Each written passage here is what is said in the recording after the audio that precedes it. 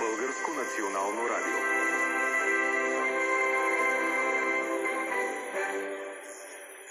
Ще ви дадем точно време от Българския институт по метрология.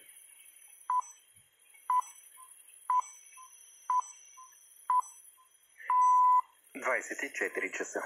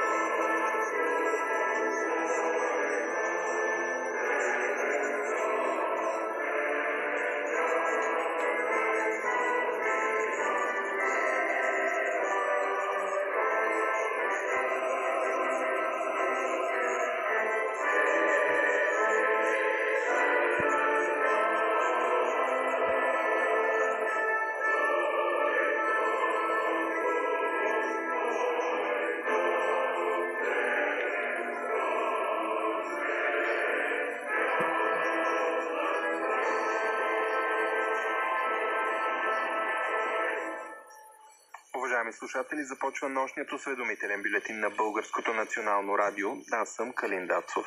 В началото чуйте акцентите.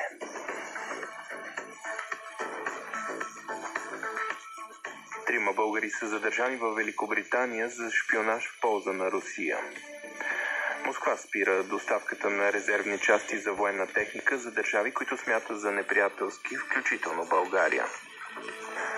Топлофикация Габрово може да не работи през предстоящия отоплителен сезон. Енергийното министерство започва проверка в дружеството.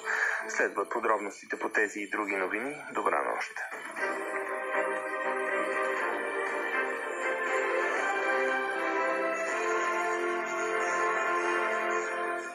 Трима българи са задържани в Великобритания за шпионаж в полза на Русия. По информация на BBC, те са арестувани още през февруари в рамките на голямо разследване, свързано с националната сигурност на Великобритания.